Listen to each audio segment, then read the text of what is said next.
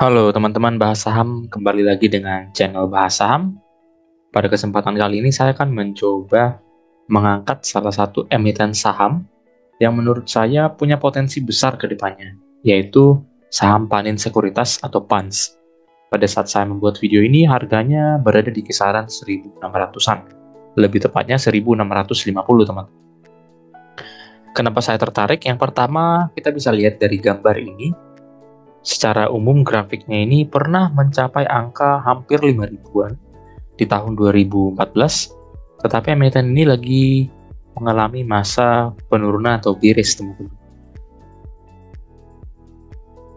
Terlihat di sini harganya menukik tajam sampai dengan April 2020, yaitu pada saat COVID, dan sekarang sebenarnya sudah mengalami yang namanya periode bullish, dan terlihat konsolidasi dan terjadi penurunan kembali di tahun 2022 sampai dengan periode sekarang. Jadi sebenarnya secara annual dari tahun 2023 awal, emiten ini bisa dikatakan menurun secara signifikan. Dari harganya yang pernah mencapai angka 2000, sekarang berada di angka 1650. Nah, seperti apa? Kenapa saya mengatakan ini menarik? Langsung saja ke pembahasan fundamentalnya yang pertama. Emiten ini sudah mengeluarkan atau merilis laporan kuartal ketiganya di tahun 2023, di mana emiten ini mendapatkan laba bersih sebesar 115 miliar rupiah. Secara persentase, angka ini menurun 53% dari periode sebelumnya secara annual. Memang terlihat tergerus secara signifikan, teman-teman. Kalau kita lihat secara lebih jelas di grafik, untuk laba bersihnya dari tahun 2022 yang mencapai 250-an miliar, sekarang hanya mencapai kurang lebih 120-an miliar kalau secara grafik. Dan karena masih kuartal ketiga, kemungkinan besar akan terjadi peningkatan, mungkin akan mencapai 150 miliaran, setara dengan laba di periode tahun 2021. Nah, meskipun begitu, bisa disimpulkan sebenarnya emiten ini nanti di kuartal terakhir, kuartal keempat, apabila dia sudah merilis laporan annualnya, saya rasa ini akan beda tipis dengan tahun 2021. Apakah ini jelek? Sebenarnya tidak terlalu jelek, karena apabila kita lihat dari tahun 2018, sebenarnya emiten ini sudah mengalami yang namanya kenaikan dari performa atau laba bersihnya. Bisa saja nanti di tahun 2023 ini melebihi tahun 2021. Itu merupakan hal yang menurut saya sudah cukup menarik dari emiten ini. Nah, seperti biasa, angka 115 miliar ini didapat dari mana? Langsung saja ke laporan keuangannya yang sudah rilis di kuartal ketiga per periode September. Nah, di sini kita lihat ada beberapa pos penyumbang laba bersihnya. Yang pertama tentunya pendapatan usaha. Untuk pendapatan usaha ini ada terbagi beberapa pos. Yang pertama itu pendapatan dari komisi transaksi perantara perdagangan efek. Untuk ini memang terlihat menurun signifikan dari periode September 2022 yang mencapai 94 miliar, turun menjadi 50 miliar. Kemudian kita lanjut dulu ke pendapatan kegiatan manajer investasi. Untuk pendapatan kegiatan manajer ini menurut saya terlihat bagus karena terlihat meningkat dari 126 miliar menjadi 143. Dan ini menjadi angka tertinggi atau pendapatan tertinggi dari beberapa pos pendapatan yang terjadi, teman-teman. Dan ini hal yang menurut saya cukup bagus karena potensi kedepannya bisa mengalami peningkatan lebih lagi, apalagi nanti setelah kuartal keempatnya sudah rilis, teman-teman. Nah, kita tahu untuk PANS ini bergerak di bidang sekuritas. Mungkin seperti kita investor juga sering menggunakan sekuritas seperti sekuritas lain. Tentunya emiten PANS ini merupakan salah satu sekuritas yang kemungkinan besar banyak dipakai investor. Nah, dan tentunya pendapatan atau main source of income-nya itu berasal dari pendapatan kegiatan manajer investasi. Nah, di sini terlihat memang mendominasi, teman-teman, dari sisi pendapatan ini, dan ini tentunya hal atau poin yang menarik untuk emiten ini. Kemudian pendapatan bunga dan dividen juga menjadi salah satu angka yang cukup besar dan meningkat dari periode sebelumnya. Cukup bagus. Dan kita lihat di sini ada hal yang menurut saya perlu kita teliti, yaitu keuntungan atas perdagangan efek yang belum direalisasi. Nah, ini menjadi hal yang membuat pendapatan periode yang sama di tahun 2002 itu jomplang dengan pendapatan di tahun 2023 sampai dengan 30 September. Terlihat di sini di tahun 2022 dia mencapai angka 128 miliar dan di tahun 2023 di kuartal yang sama dia hanya mencapai angka 25 miliar. Kurang lebih 100-an miliar teman-teman perbedaannya. Nah, ini menjadi poin penting menurut saya karena inilah yang menjadi titik kritikal penurunan laba bersihnya. Karena terlihat adanya keuntungan atas perdagangan efek yang belum realisasi.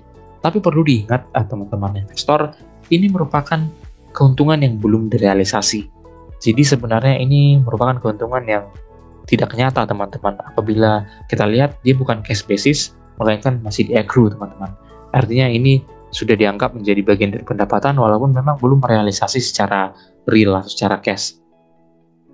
Nah, menurut saya ini fluktuatif ya teman-teman. Bisa saja nanti di kuartal keempat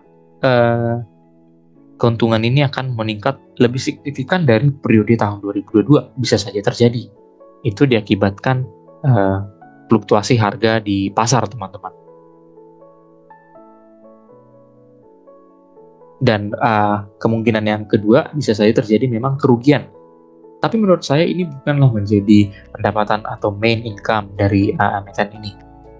Kita hanya perlu menurut saya berkaca kepada 3 sumber income tadi yang saya sudah jelaskan di atas. Yang pertama dari komisi, kemudian pendapatan kegiatan MI, dan pendapatan bunga dan dividen. Nah, kalau secara saya lihat di sini, peningkatan dari 2 pos pendapatan saya menurut saya sudah cukup bagus karena akan mendorong peningkatan dari laba bersih untuk emiten ini ke depannya. Dari sisi beban usahanya, di sini terlihat menurun cukup bagus karena emiten ini mungkin melakukan hal yang bersifat efisien sehingga dari 165 miliar menurun menjadi 159 miliar. Walaupun memang secara laba usaha terlihat menurun signifikan, tetapi penurunan tadi itu sudah kita dapatkan yaitu berasal dari keuntungan atas perdagangan efek yang belum realisasi yang jumlahnya mencapai kurang lebih 100 miliaran teman-teman. Kalau kita tambah 100 miliaran tadi ke sini ke laba usahanya, kurang lebih laba usaha dari periode sebelumnya di kuartal yang sama akan sama dengan periode di tahun 2023 teman-teman.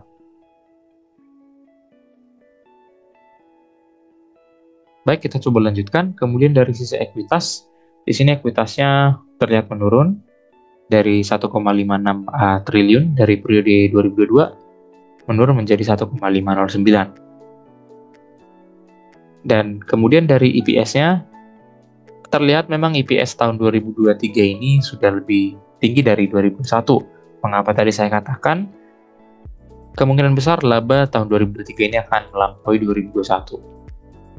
Tapi memang di tahun 2022 dia signifikan mencapai 345.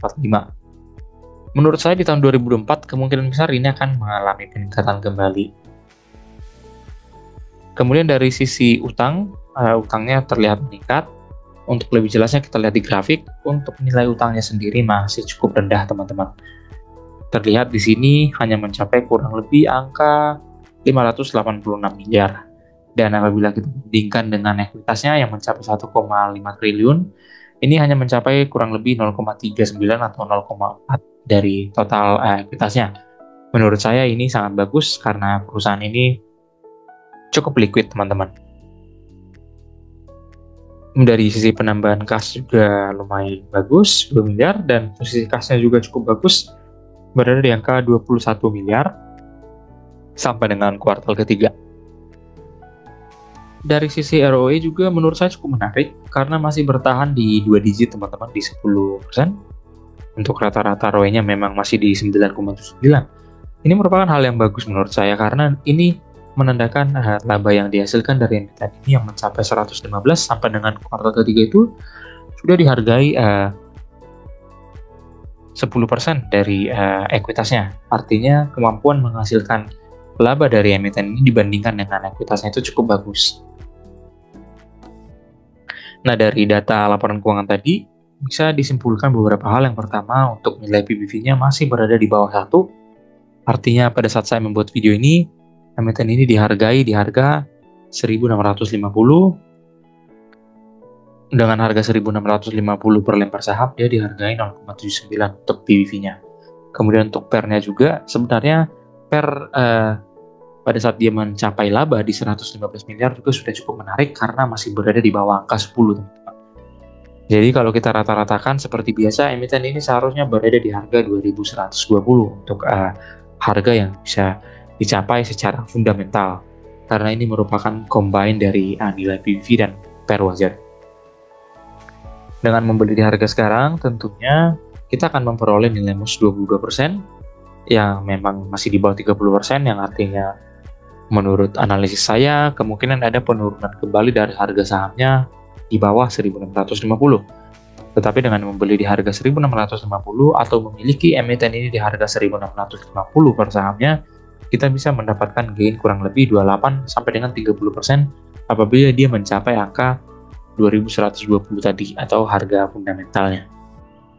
Kemudian dari sisi harga wajar, untuk harga wajar memang terlihat tidak terlalu jauh dari harga yang terjadi sekarang, yaitu untuk nilai gainnya kemungkinan besar bisa diperoleh kurang lebih 10%. Tapi semua itu akan tergantung dengan nilai capaian PBV dan PER-nya teman-teman ke depannya. Baik teman-teman, saya lanjutkan dari sisi teknikal. Untuk teknikalnya menurut saya sangat menarik teman-teman. Karena apa? Emiten ini seperti tadi yang saya jelaskan di awal video, pernah mencapai angka tertingginya itu kurang lebih di angka 5 ribuan pada tahun 2014.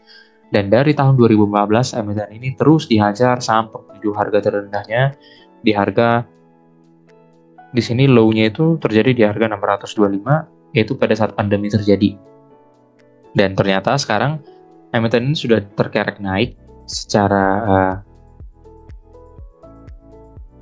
tahunan atau secara bulanan. Di sini saya tarik grafiknya dari tahun 2020 sampai dengan periode 2023 ini, emiten ini sudah mencapai periode bullish, tetapi memang di tahun 2022 pada saat dia mencapai titik resistennya di angka 2000-an, dia kembali menurun. Secara annual 2023 itu dia terus mengalami penurunan sampai dengan harga posisi sekarang di angka 1.650. Nah, bagaimana potensinya berdasarkan teknikal?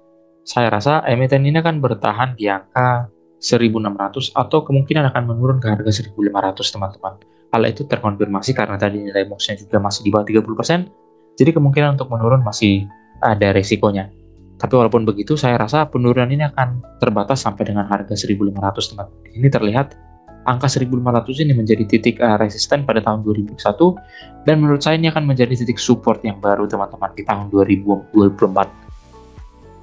Nah, kalau memang dia turun ke harga 1.500, saya rasa ini adalah waktu yang tepat untuk menambah muatan, karena tadi kalau memang dia mendapatkan kembali performa yang bagus, dia akan menuju ke angka 2000-an lagi, teman-teman. Dan secara sekilas di sini kita lihat kalau memang dia menurun ke angka 1.500 dan naik kembali ke angka 2000, kemungkinan besar akan menuju ke angka 2.500 kembali, karena di sini terlihat adanya pattern cup and handle, teman-teman, kalau secara teknikal. Kalau memang nanti terkonfirmasi menuju ke angka 2000, dia akan kemungkinan besar akan mengalami penguatan kembali ke angka 2.500 atau bahkan 3.000, teman-teman. Apabila memang nanti terbukti adanya penguatan dari sisi performance-nya. Tapi yang jelas, saya rasa untuk menurun di bawah harga 1.500, saya kemungkinan sangat kecil. Karena terkonfirmasi juga nilai MOS-nya pasti akan lebih tinggi apabila harga saham ini mengalami penurunan, yaitu di angka 1.500. Bagaimanapun juga, dari sisi teknikal, emiten ini memiliki potensi yang bagus, karena bisa saja nanti harganya akan melejit ke harga 2.000, ataupun ke angka 3.000 seperti yang pernah diraih pada tahun 2016. Dan ternyata angka 3.000 ini menjadi titik support dahulunya, teman-teman, yaitu di angka atau di tahun 2016. Apakah ini menjadi resisten, teman-teman, di tahun depan atau di tahun 2024 ini? Kita akan lihat bersama-sama, dan semoga harapannya performa dari emiten ini akan kembali meningkat. Dari sisi media, tentunya perlu kita ketahui, teman-teman, untuk investor ini merupakan saham yang friendly karena dia membagikan dividen secara rutin, teman-teman. Dan ternyata emiten ini cukup royal membagikan dividen.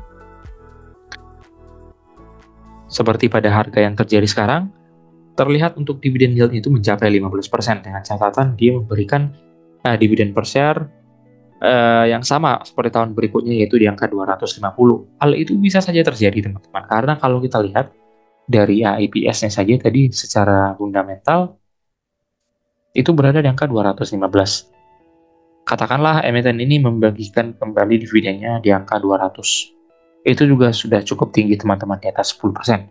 Nah, itu mengapa saya katakan untuk investor, emiten ini saya rasa cukup menarik dan perlu dipertimbangkan untuk memiliki emiten ini teman-teman investor.